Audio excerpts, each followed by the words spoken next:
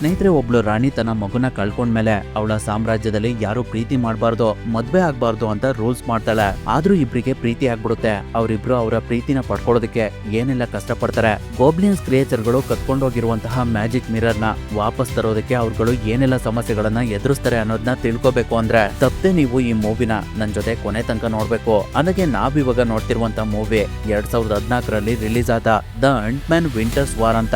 ಇದೊಂದು fantasy action adventure movie. ಅದರಿಂದ ಇನ್ನ ಜಾಸ್ತಿ ಟೈಮ್ ವೇಸ್ಟ್ ಮಾಡಿದೆ ಈ ಮೂವಿ ಸ್ಟೋರಿ ಒಳಗಡೆ ಎಂಟ್ರಿ ಆಗೋಣ.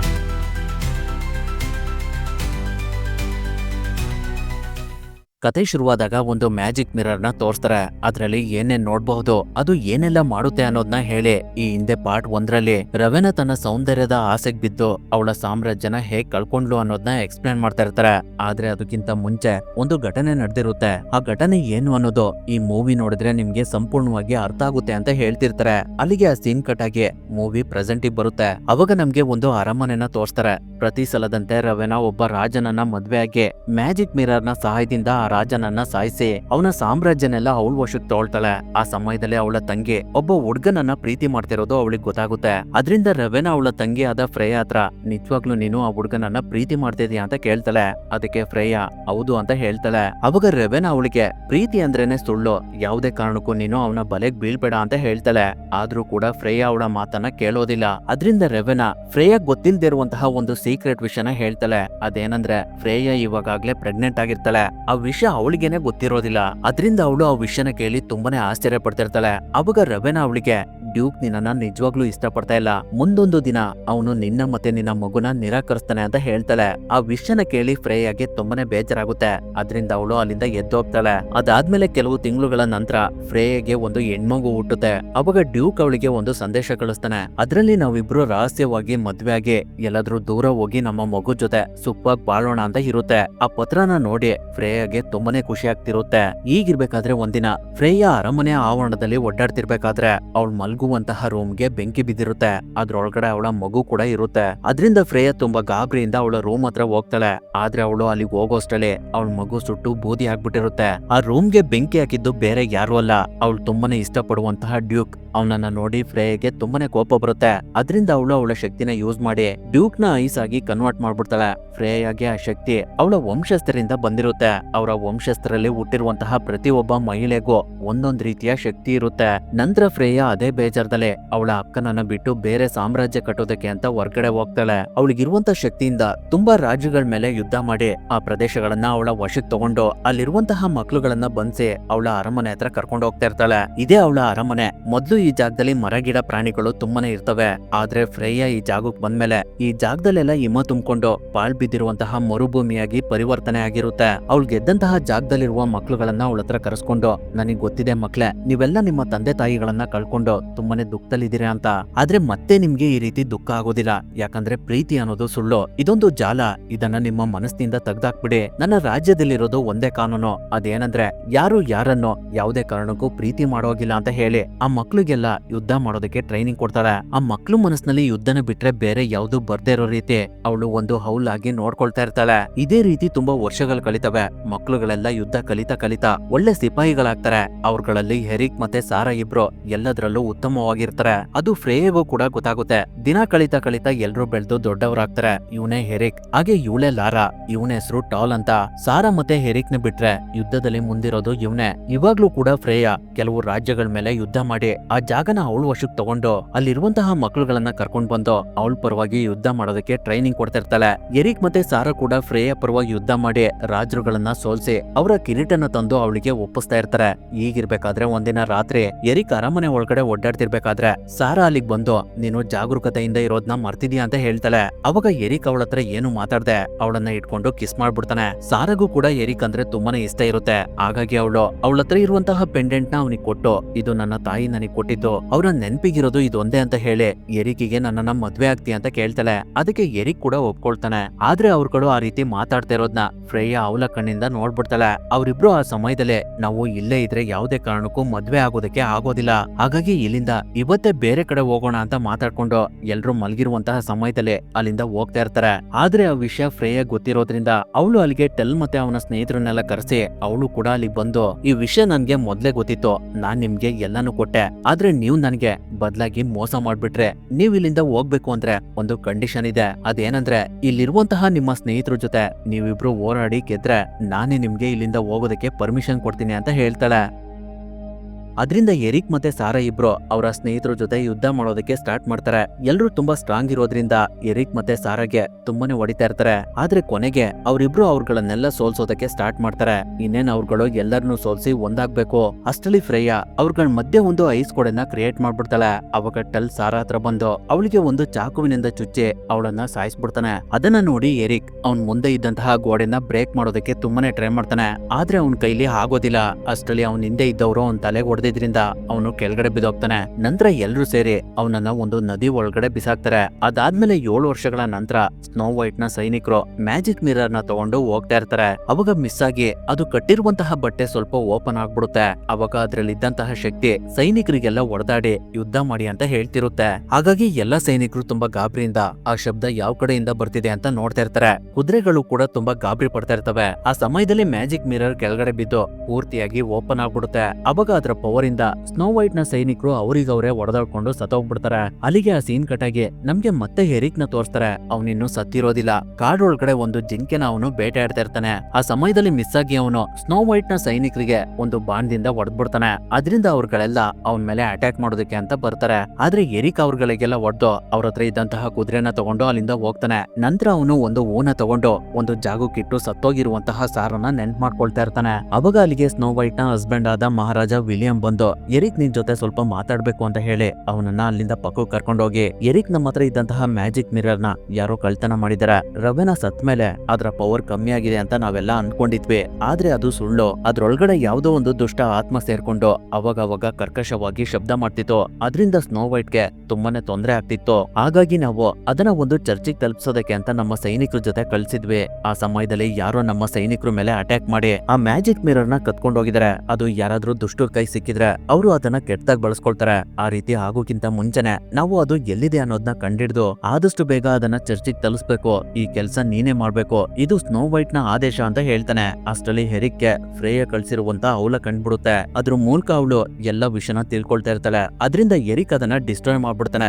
ನಂತರ ಅವನು ವಿಲಿಯಂಗೆ, ನೀವುಗಳು ಯಾವ್ದೇ ಕಾರಣಕ್ಕೂ ಉತ್ತರ ಕಡೆ ಹೋಗ್ಬೇಡಿ, ಇವಾಗ ಮ್ಯಾಜಿಕ್ ಮಿರರ್ ಕಳ್ದೋಗಿರೋದು ಫ್ರೇಯಾಗೆ ಗೊತ್ತಾಗ್ಬಿಟ್ಟಿದೆ. ಹಾಗಾಗಿ ಅವಳು ಕೂಡ ಅದನ್ನ ಹುಡ್ಕೋದಕ್ಕೆ ಪ್ರಯತ್ನ ಪಡ್ತಾಳೆ. ಅವಳು ಅದನ್ನ ಹುಡ್ಕೋಷ್ಟಲ್ಲೇ ನಾನ್ ಅದನ್ನ ಹುಡುಕ್ಬೇಕು ಅಂತ ಹೇಳಿ ವಿಲಿಯಂ ಮತ್ತೆ ಅವನ ಸೈನಿಕರನ್ನ ಅಲ್ಲಿಂದ ಕಳಿಸ್ತಾನೆ. ಆದ್ರೆ ಗ್ರಿಫ್ ಮತ್ತೆ ನಿಯಾನ್ ಇಬ್ರು ಅವನ್ ಜೊತೆನೆ ಉಳ್ಕೊಳ್ತಾರೆ. ಯಾಕಂದ್ರೆ ಅವರು ಎರಿಕಿಗೆ ಎಲ್ಪ್ ಮಾಡ್ಲಿ ಅಂತ ವಿಲಿಯಂ ಅವನ್ ಜೊತೆನೆ ಬಿಟ್ಟೋಗಿರ್ತಾನೆ. ಈ ಕಡೆ ಫ್ರೇಯ ಅವಳ ಕಣ್ಣಿಂದ ಎಲ್ಲ ವಿಷಯನ ತಿಳ್ಕೊಳ್ತಾ ಇರ್ಬೇಕಾದ್ರೆ ಟೆಲ್ ಅಲ್ಲಿಗೆ ಬಂದು, ಮಹಾರಾಣಿ ನಾವು ಮತ್ತೆ ಇನ್ನೊಂದ್ ರಾಜ್ಯನ ಗೆದ್ವಿ ಅಂತ ಹೇಳಿ ಆ ರಾಜನ ಕಿರೀಟನ ಅವಳ ಹತ್ರ ತಗೊಂಡ್ ಬರ್ತಾ ಇರ್ತಾನೆ. ಅವಾಗ ಫ್ರೇಯ ಅವನಿಗೆ, ನಾವಿನ್ನು ಗೆಲ್ಬೇಕಾಗಿರೋದು ತುಂಬಾನೇ ಇದೆ. ದಕ್ಷಿಣ ದಿಕ್ಕಿನಲ್ಲಿರುವಂತ ಸ್ನೋ ವೈಟ್ ನ ಸಾಮ್ರಾಜ್ಯ ತುಂಬಾನೇ ದೊಡ್ಡದಾಗಿದೆ. ಅದನ್ನ ಗೆಲ್ಬೇಕು ಅಂದ್ರೆ ನಮ್ಮ ಸೈನ್ಯ ಇನ್ನೂ ದೊಡ್ಡದಾಗ್ಬೇಕು. ಸ್ನೋ ವೈಟ್ ಹತ್ರ ಇದ್ದಂತಹ ಮ್ಯಾಜಿಕ್ ಮಿರರ್ ಇವಾಗ ಕಳ್ದೋಗಿದೆ. ಅದು ನನ್ನ ಅಕ್ಕನಿಗೆ ಸೇರ್ಬೇಕು. ಅದರಿಂದನೇ ಅವಳು ತುಂಬಾ ಶಕ್ತಿಶಾಲಿಯಾಗಿದ್ಲು. ಅದನ್ನ ನಾವಿವಾಗ ಹುಡುಕಿದ್ರೆ ಅದರ ಸಹಾಯದಿಂದ ನಮ್ಮ ಸೈನ್ಯನ ಜಾಸ್ತಿ ಮಾಡಿ ಸ್ನೋ ವೈಟ್ ಸಾಮ್ರಾಜ್ಯದ ಮೇಲೆ ದಾಳಿ ಮಾಡಬಹುದು. ಹಾಗಾಗಿ ಆದಷ್ಟು ಬೇಗ ಅದನ್ನ ಹುಡ್ಕೋದಕ್ಕೆ ಪ್ರಯತ್ನ ಪಡಿ ಅಂತ ಹೇಳ್ತಾಳೆ. ಈಗಿರ್ಬೇಕಾದ್ರೆ ಇನ್ನೊಂದ್ ಕಡೆ ಎರಿಕ್ ಮತ್ತೆ ಗ್ರಿಫ್ ನಿಯಾನ್ ಎಲ್ರು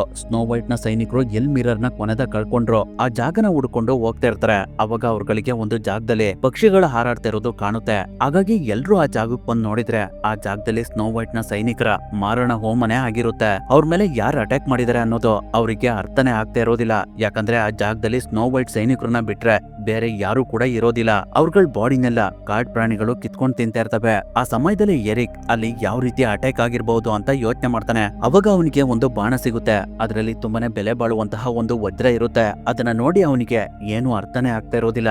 ಅವಾಗ ಅವ್ರುಗಳು ಫ್ರೇಯ ಮಿರರ್ ಹಿಂದೆ ಬೀಳೋಷ್ಟ್ರಲ್ಲೇ ಅದನ್ನ ನಾವು ಕಂಡಿಡಿಬೇಕು ಅಂತ ಮಾತಾಡ್ಕೊಳ್ತಾ ಇರ್ತಾರೆ. ಅದಾದ್ಮೇಲೆ ಅವತ್ ರಾತ್ರಿ ಅವ್ರುಗಳು ಒಂದು ಜಾಗದಲ್ಲಿ ಡ್ರಿಂಕ್ಸ್ ಮಾಡ್ತಾ ಊಟ ಮಾಡ್ತಿರ್ತಾರೆ. ಅವಾಗ ಅಲ್ಲಿಗೆ ಫ್ರೇಯ ಕಡೆಯವ್ರು ಬಂದು ಅವ್ರ ಮೇಲೆ ಅಟ್ಯಾಕ್ ಮಾಡ್ಬಿಡ್ತಾರೆ. ಅವ್ರಗಳ ಜೊತೆ ಎರಿಕ್ ಕೂಡ ತುಂಬಾ ಚೆನ್ನಾಗಿ ಫೈಟ್ ಮಾಡ್ತಾ ಇರ್ತಾನೆ. ಆದ್ರೆ ಅವ್ರುಗಳು ಜಾಸ್ತಿ ಜನ ಇರೋದ್ರಿಂದ ಎಲ್ರೂ ಸೇರ್ಕೊಂಡು ಎರಿಕಿಗೆ ಹೊಡೆದು ಇನ್ನೇನ್ ಅವ್ರುಗಳು ಅವನನ್ನ ಸಾಯಿಸ್ಬೇಕು. ಅಷ್ಟ್ರಲ್ಲಿ ಅಲ್ಲಿಗೆ ಯಾರು ಬಂದು ಅಲ್ಲಿದ್ದವ್ರಿಗೆಲ್ಲ ಚೆನ್ನಾಗಿ ಹೊಡೆದು ಓಡಿಸ್ಬಿಡ್ತಾರೆ. ಅದು ಬೇರೆ ಯಾರು ಅಲ್ಲ, ಎರಿಕ್ ತುಂಬಾನೇ ಪ್ರೀತಿ ಮಾಡುವಂತ ಸಾರಾ. ಅವಳನ್ನ ನೋಡಿ ಎರಿಕಿಗೆ ತುಂಬಾನೇ ಆಶ್ಚರ್ಯ ಆಗ್ತಿರುತ್ತೆ. ಅಷ್ಟ್ರಲ್ಲಿ ಸಾರಾ ಅವನ ತಲೆ ಹೊಡೆದು ಅವನ ಪ್ರಜ್ಞೆ ಹೋಗೋ ಹಾಗೆ ಮಾಡ್ತಾಳೆ. ಮತ್ತೆ ಅವನಿಗೆ ಪ್ರಜ್ಞೆ ಬರೋಷ್ಟರಲ್ಲಿ ಸಾರಾ ಅವನ ಕೈ ಕಾಲ್ಗಳನ್ನ ಕಟ್ಬಿಟ್ಟಿರ್ತಾಳೆ. ಅವಾಗ್ಲೂ ಕೂಡ ಎರಿಕ್ಗೆ ಸಾರಾ ಬದುಕಿದಾಳೆ ಅಂತ ನಂಬೋದಕ್ಕೇನೆ ಆಗ್ತಾ ಇರೋದಿಲ್ಲ. ಅವನು ಅವಳಿಗೆ ನೀನೇನಾದ್ರೂ ಬೋತನ ಇಲ್ಲ ನಾನೇ ಬದುಕಿಲ್ವ ಅಂತ ಆಶ್ಚರ್ಯ ಪಡ್ತಾ ಇರ್ತಾನೆ. ಅವಾಗ ಗ್ರಿಫ್ ಮತ್ತೆ ನಿಯಾನ್ ಇಬ್ರು ಬಾಸ್ ನೀವಿನ್ನೂ ಬದುಕಿದ್ರಾ, ನಿಮ್ಮನ್ನ ಇವರೇ ಕಾಪಾಡಿದ್ದು ಅಂತ ಹೇಳ್ತಾರೆ. ನಂತರ ಸಾರಾ ಎರಿಕ್ಗೆ ನೀನು ಯಾವ್ದೇ ಕಾರಣಕ್ಕೂ ನನ್ ಕೈ ಬಿಡೋದಿಲ್ಲ ಅಂತ ಮಾತು ಕೊಟ್ಟಿದ್ದೆ. ಆದ್ರೆ ನಮ್ಮ ಮಧ್ಯೆ ಫ್ರೇಯ ಒಂದು ಗೋಡೆ ಕ್ರಿಯೇಟ್ ಮಾಡಿದ ಕೂಡಲೇ ನೀನು ತುಂಬಾ ಈಸಿಯಾಗಿ ನನ್ನನ್ನ ಬಿಟ್ಟೋದೆ ಅಲ್ವಾ ಅಂತ ಕೇಳ್ತಾಳೆ. ಸ್ನೇಹಿತರೆ, ಫ್ರೇಯ ಅವಳ ಶಕ್ತಿನ ಯೂಸ್ ಮಾಡಿ ಅವರಿಬ್ರಿಗೂ ಒಂದೊಂದ್ ರೀತಿ ಕಾಣೋ ತರ ಮಾಡಿರ್ತಾಳೆ. ಎರಿಕಿಗೆ ಸಾರಾ ಸತ್ತೋಗಿರೋ ರೀತಿ ಕಂಡ್ರೆ ಸಾರಾಗೆ ಹೆರಿಕ್ ಹೆದರ್ಕೊಂಡು ಅವಳನ್ನ ಅಲ್ಲೇ ಬಿಟ್ಟೋಗೋ ತರ ಕಾಣಿಸಿರುತ್ತೆ. ಅದ್ರ ಬಗ್ಗೆ ಹೆರಿಕ್ ಸಾರಾಗೆ ಕ್ಲಾರಿಟಿ ಕೊಡೋದಕ್ಕೆ ಅಂತ ಹೋದಾಗ ಅವಳು ಅವನ ಮಾತನ್ನ ಕೇಳೋದಿಲ್ಲ. ಈಗಿರ್ಬೇಕಾದ್ರೆ ನೆಕ್ಸ್ಟ್ ಡೇ ಎರಿಕ್ ಎಲ್ಲಾ ವಿಷಯನ ಸಾರಾಗೆ ಎಕ್ಸ್ಪ್ಲೈನ್ ಮಾಡ್ತಾನೆ. ಅವಾಗ ಅವಳು ಕೂಡ ಅವನಿಗೆ ಹೆಲ್ಪ್ ಮಾಡೋದಕ್ಕೆ ಒಪ್ಕೊಳ್ತಾಳೆ. ನಂತರ ಅವ್ರುಗಳೆಲ್ಲ ಸೇರ್ಕೊಂಡು ಮ್ಯಾಜಿಕ್ ಮಿರರ್ ನ ಹುಡ್ಕೊಂಡು ಒಂದು ಕಾಡ್ ಒಳಗಡೆ ಹೋಗ್ತಾರೆ. ಅವಾಗ ಇದ್ದಕ್ಕಿದ್ದಾಗೆ ಅವ್ರುಗಳು ಒಂದು ಟ್ರ್ಯಾಪ್ ನಲ್ಲಿ ಸಿಗಾಕೊಳ್ತಾರೆ. ಆ ಟ್ರ್ಯಾಪ್ ನ ಬ್ರೋಮಿಯನ್ ಮತ್ತೆ ಡೊರೆನ ಇಬ್ರು ಮಾಡಿರ್ತಾರೆ. ಯಾಕಂದ್ರೆ ಯಾರಾದ್ರೂ ಅಲ್ಲಿಗೆ ಬಂದ್ರೆ ಅವ್ರಗಳ ಹತ್ರ ಇರುವಂತಹ ವಸ್ತುಗಳನ್ನ ಅವ್ರುಗಳು ಕಳ್ತನ ಮಾಡೋದಕ್ಕೆ ಅಂತ. ಅವಾಗ ಅಲ್ಲಿಗೆ ಬ್ರೋಮಿಯನ್ ಬಂದು ನಿಮ್ಮ ಹತ್ರ ಏನೇನಿದೆ ಅದನ್ನೆಲ್ಲ ನಮಗ್ ಕೊಟ್ಬಿಡಿ, ಇಲ್ಲಾಂದ್ರೆ ನೀವುಗಳು ನಿಮ್ಮ ಮನೆಗೆ ವಾಪಸ್ ಹೋಗೋದಿಲ್ಲ ಅಂತ ಹೇಳ್ತಾಳೆ. ಅದಕ್ಕೆ ಎರಿಕ್ ನಮ್ಮ ಹತ್ರ ಏನು ಬೆಲೆ ಬಾಳುವಂತಹ ವಸ್ತುಗಳಿಲ್ಲ, ಇದನ್ನ ಬಿಟ್ಟು ಅಂತ ಹೇಳಿ ಅವನಿಗೆ ಸಿಕ್ಕಿರುವಂತಹ ಬಾಣನ ಅವಳಿಗೆ ತೋರಿಸ್ತಾನೆ. ಅವಾಗ ಬ್ರೋಮಿಯಾ ಅದ್ರಲ್ಲಿರುವಂತಹ ವಜ್ರನ ನೋಡಿ ಇದು ನಿಮ್ಗೆ ಎಲ್ ಸಿಕ್ತು ಅಂತ ಕೇಳ್ತಾಳೆ. ಅದಕ್ಕೆ ಎರಿಕ್ ಅವಳಿಗೆ ನಮ್ಮನ್ನ ಮೊದ್ಲು ಕೆಳಗಡೆ ಇಳಿಸೋ, ಆಮೇಲೆ ಇದ್ರ ಬಗ್ಗೆ ಹೇಳ್ತೀವಿ ಅಂತ ಹೇಳ್ತಾನೆ. ಹಾಗಾಗಿ ಅವ್ರುಗಳು ಎಲ್ಲರನ್ನೂ ಕೆಳಗಡೆ ಇಳಿಸ್ತಾರೆ. ನಂತರ ಬ್ರೋಮಿಯನ್ ಎರಿಕ್ ಹತ್ರ ಇದ್ದಂತಹ ಬಾಣನ ನೋಡಿ ಈ ರೀತಿಯ ಆಯುಧಗಳನ್ನ ಗೋಬ್ಲಿಯನ್ಸ್ ಗಳು ಯೂಸ್ ಮಾಡ್ತವೆ. ಅವು ಜಗತ್ತಿನ ಅತ್ಯಂತ ಪ್ರಾಚೀನ ಜೀವಿಗಳು. ಅವುಗಳಿಗೆ ತುಂಬಾನೇ ದುರಾಸೆ ಇರುತ್ತೆ. ಅವುಗಳ ಆಯುಧ ಚಿನ್ನದ ವಸ್ತುಗಳಿಂದ ಮಾಡಲ್ಪಟ್ಟಿರುತ್ತೆ ಅಂತ ಹೇಳ್ತಾಳೆ. ಅವಾಗ ಸಾರಾ ಅವರಿಗೆ ನಾವು ಒಂದು ಚಿನ್ನದ ಮಿರರ್ ನ ಹುಡುಕ್ತಿದೀವಿ, ಆ ಪ್ರಾಣಿಗಳು ಎಲ್ಲಿರ್ತವೆ ಅಂತ ಕೇಳ್ತಾಳೆ. ಅದಕ್ಕೆ ಅವಳು ಅದೇನೋ ಅಷ್ಟೊಂದು ದೂರ ಇಲ್ಲ, ಡೋರಿಯನ್ ನದಿ ಪಕ್ಕದಲ್ಲಿ ಒಂದು ಗುಪ್ತ ಅರಣ್ಯ ಇದೆ, ಆ ಅರಣ್ಯದ ವಾಯು ಮೂಲೆಲೆ ಆ ಪ್ರಾಣಿಗಳು ಕಂಡ್ಬರ್ತವೆ. ನೀವುಗಳು ಹುಡುಕ್ತಿರುವಂತಹ ಮಿರರ್ ಚಿನ್ನುತೆ ಆಗಿದ್ರೆ ಅದನ್ನ ಅವುಗಳು ಕದ್ದಿರಬಹುದು. ಎಲ್ಲ ಸಂಪತ್ತನ್ನ ಅವುಗಳು ಆ ಕಾಡ್ ಒಳಗಡೆ ಶೇಖರಿಸಿರ್ತವೆ. ನೀವೇನಾದ್ರೂ ಅಲ್ಲಿಗೆ ಹೋದ್ರೆ ಆ ಮಿರರ್ ನಿಮ್ಗೆ ಸಿಗ್ಬಹುದು ಅಂತ ಹೇಳ್ತಾಳೆ. ಅವಾಗ ಎರಿಕ್ ಅವ್ರಗಳಿಗೆ ನಮ್ಗೆ ಆ ಜಾಗನ ತೋರಿಸ್ತೀರಾ ಅಂತ ಕೇಳ್ತಾನೆ. ಅದಕ್ಕೆ ಅವರು ನಾವು ಆ ಜಾಗನ ತೋರಿಸ್ತೀವಿ, ಆದ್ರೆ ಅಲ್ಲಿ ನಾವು ನಮ್ಗೆ ಏನ್ ಬೇಕೋ ಅದನ್ನ ತಗೊಳ್ತೀವಿ, ಅದಕ್ಕೆ ನೀವು ಏನು ತೊಂದರೆ ಮಾಡಬಾರ್ದು ಅಂತ ಹೇಳ್ತಾಳೆ. ಅದಕ್ಕೆ ಎರಿಕ್ ಕೂಡ ಒಪ್ಕೊಳ್ತಾನೆ. ಹಾಗಾಗಿ ಅವ್ರಗಳೆಲ್ಲ ಕೆಲವು ದೋಣಿಗಳನ್ನ ತಗೊಂಡು ಡೋರಿಯನ್ ನದಿಲಿ ಗೋಬ್ಲಿಯನ್ಸ್ ಪ್ರಾಣಿಗಳಿರುವಂತಹ ಜಾಗನ ಹುಡುಕೊಂಡು ಹೊರಡ್ತಾರೆ. ಅಲ್ಲಿ ತುಂಬಾ ಮನುಷ್ಯರ ಮೂಳೆಗಳು ಬಿದ್ದಿರ್ತವೆ. ಆ ಸಮಯದಲ್ಲಿ ಬ್ರೋಮಿಯನ್ಗೆ ಒಂದು ಬೆಲೆ ಬಾಳುವಂತ ಸ್ಟೋನ್ ಸಿಗುತ್ತೆ. ಆ ಕಾಡಿನ ಸುತ್ತೆಲ್ಲ ಬರೀ ಚಿನ್ನದ ವಸ್ತುಗಳೇ ಬಿದ್ದಿರ್ತವೆ. ಅವುಗಳನ್ನೆಲ್ಲ ದಾಟಿ ಅವ್ರುಗಳು ಮುಂದೆ ಹೋಗ್ತಿರ್ಬೇಕಾದ್ರೆ ಒಂದು ಜಾಗದಲ್ಲಿ ಅವರಿಗೆ ಮ್ಯಾಜಿಕ್ ಮಿರರ್ ಕಂಡ್ಬಿಡುತ್ತೆ. ಅದ್ರ ಪಕ್ಕ ತುಂಬಾನೇ ಗೋಬ್ಲಿಯನ್ಸ್ ಪ್ರಾಣಿಗಳು ಸತ್ತಿರ್ತವೆ. ಹಾಗಾಗಿ ಎಲ್ರು ಸ್ವಲ್ಪನೂ ಶಬ್ದ ಮಾಡದಿರೋ ಹಾಗೆ ನಿಧಾನವಾಗಿ ಆ ಮ್ಯಾಜಿಕ್ ಮಿರರ್ ಹತ್ರ ಹೋಗ್ತಿರ್ತಾರೆ. ಅವಾಗ ಇದ್ದಕ್ಕಿದ್ದಾಗೆ ಒಂದು ಗೋಬ್ಲಿಯನ್ ಪ್ರಾಣಿ ಅವ್ರ ಮುಂದೆ ಬಂದು ಅವ್ರುಗಳು ಅಲ್ಲಿಂದ ಏನಾದ್ರೂ ಕತ್ಕೊಂಡು ಹೋಗ್ತಿದಾರ ಅಂತ ಚೆಕ್ ಮಾಡ್ತಿರುತ್ತೆ. ಅವಾಗ ಆ ಪ್ರಾಣಿಗೆ ಬ್ರೋಮಿಯನ್ ಹತ್ರ ಒಂದು ಸ್ಟೋನ್ ಇದೆ ಅನ್ನೋದು ಗೊತ್ತಾಗ್ಬಿಡುತ್ತೆ. ಹಾಗಾಗಿ ಅದು ಅವಳ ಮೇಲೆ ಅಟ್ಯಾಕ್ ಮಾಡೋದಕ್ಕೆ ಅಂತ ಹೋಗ್ತಿರುತ್ತೆ. ಅದರಿಂದ ಸಾರಾ ಮತ್ತೆ ಎರಿಕ್ ಇಬ್ರು ಅದ್ರ ಜೊತೆ ಫೈಟ್ ಮಾಡೋದಕ್ಕೆ ಸ್ಟಾರ್ಟ್ ಮಾಡ್ತಾರೆ. ಅವಾಗ ಆ ಪ್ರಾಣಿ ಮರದ ಮೇಲ್ಗಡೆ ಹೋಗಿ ಯಾರನ್ನೋ ಕರಿತಾ ಇರುತ್ತೆ. ಆ ಸಮಯದಲ್ಲಿ ಗ್ರಿಫ್, ನಿಯಾನ್, ಡೊರೆನ ಮತ್ತೆ ಬ್ರೋಮಿಯನ್ ಎಲ್ಲರೂ ಸೇರ್ಕೊಂಡು ಮ್ಯಾಜಿಕ್ ಮಿರರ್ ನ ಅಲ್ಲಿಂದ ತಗೊಂಡು ಹೋಗ್ತಾ ಇರ್ತಾರೆ. ಅದನ್ನ ನೋಡಿ ಮತ್ತೆ ಆ ಗೋಬ್ಲಿಯನ್ ಪ್ರಾಣಿ ಎರಿಕ್ ಜೊತೆ ಫೈಟ್ ಮಾಡೋದಕ್ಕೆ ಸ್ಟಾರ್ಟ್ ಮಾಡುತ್ತೆ. ಅವಾಗ ಹೇಗೋ ಮಾಡಿ ಎರಿಕ್ ಅದನ್ನ ಸಾಯಿಸ್ಬಿಡ್ತಾನೆ. ಆ ಸಮಯದಲ್ಲಿ ಎರಿಕ್ ಕುತ್ಕೆಲಿದ್ದಂತಹ ಪೆಂಡೆಂಟ್ ನ ಸಾರಾ ನೋಡಿದಾಗ ಎರಿಕ್ ಅವಳನ್ನ ಎಷ್ಟು ಇಷ್ಟಪಡ್ತಾನೆ ಅನ್ನೋದು ಅವಳಿಗೆ ಅರ್ಥ ಆಗ್ತಿರುತ್ತೆ. ಆದ್ರೆ ಅಷ್ಟರಲ್ಲಿ ಅಲ್ಲಿಗೆ ಗೋಬ್ಲಿಯನ್ಸ್ ತರನೇ ಇರುವಂತಹ ಕೋತಿಗಳು ಅವ್ರ ಮೇಲೆ ಅಟ್ಯಾಕ್ ಮಾಡೋದಕ್ಕೆ ಅಂತ ಬರ್ತವೆ. ಅವುಗಳಿಂದ ಅವ್ರುಗಳು ತಪ್ಪಿಸ್ಕೊಳ್ಳೋದಕ್ಕೆ ತುಂಬಾನೇ ಕಷ್ಟ ಇರುತ್ತೆ. ಹಾಗಾಗಿ ಎರಿಕ್ ಸಾರನ್ನ ಮುಂದೆ ಕಳಿಸಿ ಅವ್ರಗಳ ಮಧ್ಯೆ ಇದ್ದಂತಹ ಸೇತುವೆನ ಕಟ್ ಮಾಡಿ ಆ ಕೋತಿಗಳ ಜೊತೆ ಫೈಟ್ ಮಾಡೋದಕ್ಕೆ ಸ್ಟಾರ್ಟ್ ಮಾಡ್ತಾನೆ. ಆ ಕೋತಿಗಳು ತುಂಬಾನೇ ಇರೋದ್ರಿಂದ ಎಲ್ಲ ಎರಿ ಸುತ್ತಾಕೊಂಡು ಅವನ್ ಮೇಲೆ ಅಟ್ಯಾಕ್ ಮಾಡೋದಕ್ಕೆ ನೋಡ್ತಿರ್ತವೆ. ಅವಾಗ ಸಾರಾ ಒಂದು ಪ್ಲಾನ್ ಮಾಡಿ ಅಲ್ಲೇ ಪಕ್ಕದಲ್ಲಿ ಬಿದ್ದಿರುವಂತಹ ಬಿಲ್ ನ ರೆಡಿ ಮಾಡ್ಕೊಂಡು ಒಂದು ಬಾಣಕ್ಕೆ ಗೋಬ್ಲಿಯನ್ ಪ್ರಾಣಿಯ ರಕ್ತ ಹಚ್ಚಿ ಅದಕ್ಕೆ ಬೆಂಕಿ ಹಚ್ಚಿ ಎರಿ ಸುತ್ತ ಇರುವಂತಹ ಕೋತಿಗಳಿಗೆ ಹೊಡಿತಾಳೆ. ಅದರಿಂದ ಆ ಕೋತಿಗಳಿಗೆಲ್ಲ ಬೆಂಕಿ ಹತ್ಕೊಂಡ್ಬಿಡುತ್ತೆ. ಅದು ಹೇಗಂದ್ರೆ ಗೋಬ್ಲಿಯನ್ ಪ್ರಾಣಿಯ ರಕ್ತ ಒಂದು ಕೆಮಿಕಲ್ ತರ ಇರುತ್ತೆ. ಅದರಿಂದ ಆ ಪ್ರಾಣಿಗಳ ಮಧ್ಯೆ ಎರಿ ಕೂಡ ಸತ್ತೋಗಿರ್ಬಹುದು ಅಂತ ಅನ್ಕೊಂಡು ಎಲ್ರು ತುಂಬಾನೇ ಬೇಜಾರ್ ಮಾಡ್ಕೊಳ್ತಾ ಇರ್ತಾರೆ. ಆದ್ರೆ ಎರಿಕ್ಗೆ ಏನು ಆಗಿರೋದಿಲ್ಲ, ಅವನು ಸೇಫ್ ಆಗಿರ್ತಾನೆ. ಅದಾದ್ಮೇಲೆ ಒಂದು ಸೇಫ್ ಆಗಿರುವಂತಹ ಜಾಗನ ಹುಡ್ಕೆ ಎಲ್ರು ಅವತ್ ರಾತ್ರಿ ಅಲ್ಲೇ ಉಳ್ಕೊಳ್ತಾರೆ. ನೆಕ್ಸ್ಟ್ ಡೇ ಬೆಳಗಾಗೋಷ್ಟಲ್ಲೇ ಅವ್ರುಗಳಿರುವಂತ ಜಾಗ ಎಲ್ಲ ಮಂಜಿನ ರೀತಿ ಕನ್ವರ್ಟ್ ಆಗ್ತಿರುತ್ತೆ. ಯಾಕಂದ್ರೆ ಆ ಜಾಗಕ್ಕೆ ಫ್ರೇಯ ಅವಳ ಸೈನಿಕರ ಜೊತೆ ಬರ್ತಿರ್ತಾಳೆ. ಅದ್ರಿಂದ ಅವಳು ಎರಿಕ್ ಹತ್ರ ಬಂದು ನೀನ್ ಬದುಕಿರೋದು ನನಗೆ ತುಂಬಾನೇ ಖುಷಿ ಇದೆ, ನೀನು ಹೀಗೆ ಬದುಕಿರ್ಬೇಕು ಅಂದ್ರೆ ಮ್ಯಾಜಿಕ್ ಮಿರರ್ ನ ನನಗೆ ಒಪ್ಸು ಅಂತ ಕೇಳ್ತಾಳೆ. ಅದಕ್ಕೆ ಬ್ರೋಮಿಯನ್ ಮತ್ತೆ ನಿಯನ್ ಇಬ್ರು ಆಪೋಸ್ ಮಾಡಿದ್ರಿಂದ ಫ್ರೇಯ ಅವರನ್ನ ಐಸಾಕ್ ಕನ್ವರ್ಟ್ ಮಾಡಿ ಸಾರಾಗೆ ಹೆರಿಕ್ ನ ಸಾಯಿಸ್ಬಿಡು ಅಂತ ಹೇಳ್ತಾಳೆ. ಸ್ನೇಹಿತರೆ, ಸಾರಾಗೆ ಫ್ರೇಯನೇ ಮ್ಯಾಜಿಕ್ ಮಿರರ್ ನ ತರೋದಕ್ಕೋಸ್ಕರ ನೀನು ಹೆರಿಕ್ ಹತ್ರ ಹೋಗಿ ಸೇರ್ಕೊ ಅಂತ ಹೇಳಿರ್ತಾಳೆ. ಅದ್ರಿಂದನೇ ಅವಳು ಎರಿಕ್ ಜೊತೆ ಬಂದು ಸೇರ್ಕೊಂಡಿರ್ತಾಳೆ. ಅದು ಅವನಿಗೆ ಗೊತ್ತಿರೋದಿಲ್ಲ. ಸಾರಾ ಕೂಡ ಆ ವಿಷಯದ ಬಗ್ಗೆ ಎಲ್ಲೂ ಹೇಳ್ಕೊಂಡಿರೋದಿಲ್ಲ. ಹಾಗಾಗಿ ಅವಳು ಸ್ವಲ್ಪನೂ ಯೋಚನೆ ಮಾಡದೆ ಒಂದು ಬಾಂಡ್ದಿಂದ ಎರಿಕಿಗೆ ಹೊಡೆದು ಅವ್ರುಗಳೆಲ್ಲ ತುಂಬಾ ಕಷ್ಟಪಟ್ಟು ತಂದಂತಹ ಮ್ಯಾಜಿಕ್ ಮಿರರ್ ನ ತಗೊಂಡು ಎಲ್ರು ಅಲ್ಲಿಂದ ಹೋಗ್ತಾರೆ.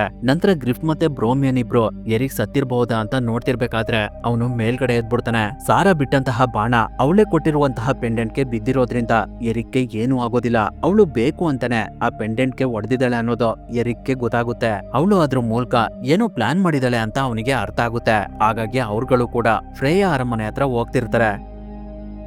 ಈಗಿರ್ಬೇಕಾದ್ರೆ ಫ್ರೇಯ ಅವಳ ಅರಮನೆಗೆ ಬಂದು ಮ್ಯಾಜಿಕ್ ಮಿರರ್ ಹತ್ರ ಅತಿ ಸುಂದರವಾಗಿ ಇಲ್ಲಿ ಯಾರಿದ್ದಾರೆ ಅಂತ ಕೇಳ್ತಾಳೆ. ಅವಾಗ ಮಿರರ್ ರವೆನ್ ಆಗಿ ಕನ್ವರ್ಟ್ ಆಗ್ಬಿಡುತ್ತೆ. ಅವಳನ್ನ ನೋಡಿ ಫ್ರೇಯಗೆ ತುಂಬಾನೇ ಆಶ್ಚರ್ಯ ಆಗ್ತಿರುತ್ತೆ. ಅವಾಗ ರವೆನ ಫ್ರೇಯಗೆ ನಾನ್ ಸತ್ತಿದ್ದೀನಿ ಅಂತ ಅನ್ಕೊಂಡಿದ್ದ, ಆದ್ರೆ ನಾನು ಆ ರೀತಿ ನಾಟಕ ಮಾಡ್ದೆ. ನಾನು ನನ್ನ ದೇಹನ ಬಿಟ್ಟು ಈ ಮ್ಯಾಜಿಕ್ ಮಿರರ್ ಒಳಗಡೆ ಸೇರ್ಕೊಂಡಿದ್ದೆ. ಇವಾಗ ನನ್ಗೆ ನಿನ್ನಿಂದ ಮುಕ್ತಿ ಸಿಕ್ಕಿದೆ. ನಾವಿಬ್ರು ಸೇರಿ ಆ ಸ್ನೋ ಬೈಟ್ ನ ಸುಮ್ನೆ ಬಿಡ್ಬಾರ್ದು ಅಂತ ಹೇಳ್ತಿರ್ತಾಳೆ.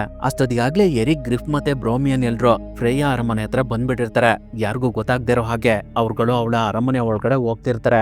ಅದೇ ಸಮಯದಲ್ಲಿ ಈ ಕಡೆ ಫ್ರೇಯ ಎಲ್ಲರನ್ನೂ ಅವಳ ಹತ್ರ ಕರ್ಸ್ಕೊಂಡು, ಮಕ್ಳೇ, ನಾವಿವಾಗ ಒಂದು ದೊಡ್ಡ ಸೈನ್ಯದ ಜೊತೆ ಹೋರಾಡ್ಬೇಕು. ಆ ಸೈನ್ಯ ಯಾವ್ದು ಅಂದ್ರೆ ದಕ್ಷಿಣ ದಿಕ್ಕಲ್ಲಿರುವಂತ ಸ್ನೋ ವೈಟ್ ಅವಳ ಸಾಮ್ರಾಜ್ಯನ ನಾಶ ಮಾಡ್ಬೇಕು ಅಂತಾನೆ ನಾನ್ ನಿಮ್ಮನ್ನ ಇಷ್ಟ ದಿನ ಬೆಳೆಸಿದ್ದು, ನಿಮ್ಗೆಲ್ಲ ತರಬೇತಿ ನೀಡಿದ್ದು ಅಂತ ಹೇಳ್ತಿರ್ತಾಳೆ. ಆ ಸಮಯದಲ್ಲಿ ಅಲ್ಲಿಗೆ ಹೆರಿಕ್ ಬಂದು ಯಾರಿಗೂ ಗೊತ್ತಾಗ್ದೇ ಇರೋ ಹಾಗೆ ಫ್ರೇಯ ಕಡೆ ಒಂದು ಬಾಣನ ಬಿಟ್ಬಿಡ್ತಾನೆ. ಆದ್ರೆ ಅದನ್ನ ರವೆನ ತಡೆದು, ಎರಿಕ್, ನಾನ್ ನಿನ್ನ ತುಂಬಾನೇ ಮಿಸ್ ಮಾಡ್ಕೊಳ್ತಾ ಇದ್ದೆ ಅಂತ ಹೇಳ್ತಾಳೆ. ಎರಿಕ್ ಅಲ್ಲಿಗೆ ಬಂದಿದ್ನ ನೋಡಿ ಸಾರಾ ಕೂಡ ಫ್ರೇಯನ ಸಾಯಿಸೋದಕ್ಕೆ ನೋಡ್ತಾಳೆ. ಅಷ್ಟರಲ್ಲಿ ಅವಳನ್ನ ಫ್ರೇಯ ತಡೆದು ಅವಳನ್ನ ಬಂಧಿಸ್ಬಿಡ್ತಾಳೆ. ಅವಾಗ ರವೆನ ಫ್ರೇಯಗೆ, ಇದು ನಿನ್ನ ರಾಜ್ಯ ತಾನೆ, ನಿನ್ನ ರಾಜ್ಯದಲ್ಲಿ ಈ ರೀತಿ ಮಾಡ್ದವ್ರಿಗೆ ಏನ್ ಶಿಕ್ಷೆ ಕೊಡ್ತೀಯ ಅಂತ ಕೇಳ್ತಾಳೆ. ಅದಕ್ಕೆ ಫ್ರೇಯ ತುಂಬಾನೇ ಬೇಜಾರ್ ಮಾಡ್ಕೊಂಡು ಸಾವು ಅಂತ ಹೇಳ್ತಾಳೆ. ಹಾಗಾಗಿ ಸೈನಿಕರೆಲ್ಲ ಸೇರ್ಕೊಂಡು ಸಾರಾ ಮತ್ತೆ ಹೆರಿಕ್ ನ ಬಂಧಿಸಿ ಫ್ರೇಯ ಹತ್ರ ಕರ್ಕೊಂಡ್ ಬರ್ತಾರೆ. ಅವಾಗ ಸಾರಾ ಹೆರಿಕ್ಗೆ, ಸಾವಲ್ಲಾದ್ರೂ ನಾವು ಒಟ್ಟಿಗಿರೋಣ ಅಂತ ಹೇಳ್ತಾಳೆ.